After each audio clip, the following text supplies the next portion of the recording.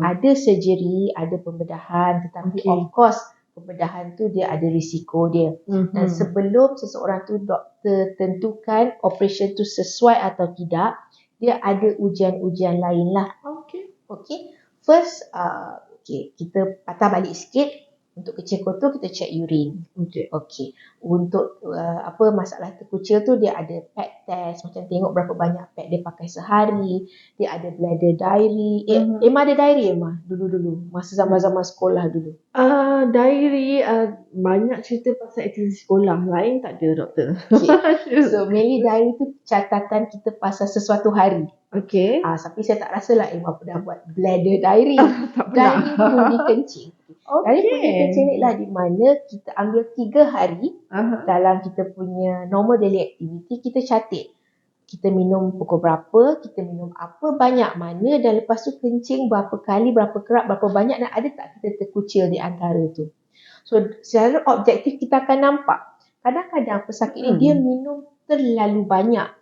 Lepas tu of course dia akan jadi terkucil sebab input tinggi, output akan jadi tinggi juga. So that is a way mana doktor monitor sebelum ubat, selepas ubat ada beza atau tak ada beza. Itu cara monitoring yang senang lah. Ada juga test yang lebih rumit macam urodynamics, yang itu dia kepakaran urologi lah. Dan doktor tu akan masukkan tube, check pressure dan sebagainya untuk tengok betul ke otot tu lemah, betul ke pundi kecil tu hyperaktif dan sebagainya. Dah dapat jawapan tu. Kalau kata untuk rawatan pembedahan. Pembedahan pun lain-lain juga. Kita pergi tengok pada stres dulu. Bila stres, otot lemah. So ada kalau kita tengok dalam guideline, ada operation disebut sebagai sling. Sling tu di mana doktor akan masukkan implan plastik yang boleh serasi dengan badan untuk support balik pundi kencing tu.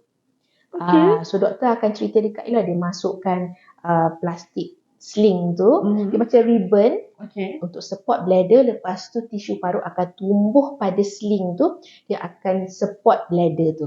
Maknanya dia gantikan fungsi otot yang lemah tu. Tapi of course benda tu bukan jadi overnight. It takes some time untuk tisu parut tu tumbuh 2-3 tahun, 2-3 bulan. And that thing is permanent lah.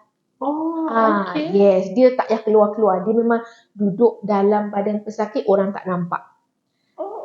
So that is sling surgery. Lepas tu ada juga surgery macam artificial pump. Pump ni sebab tadi macam contoh orang tu dia punya sphincter dia, penjaga pintu pundi kecil tu dah lemah. So dia boleh masukkan artificial sphincter. Maknanya apa tugas artificial sphincter ni? Tugas dia gantikan otot sphincter yang dah lemah tu. Bila nak kencing dia tekan, dia macam ada butang on and off dia. So this is a very advanced technology lah. Selalunya doktor very careful untuk pilih pesakit yang sesuai. Jadi sebab tu saya kata ini saya cerita ni secara umum je. Adakah ia sesuai untuk anda? Kita tak pasti.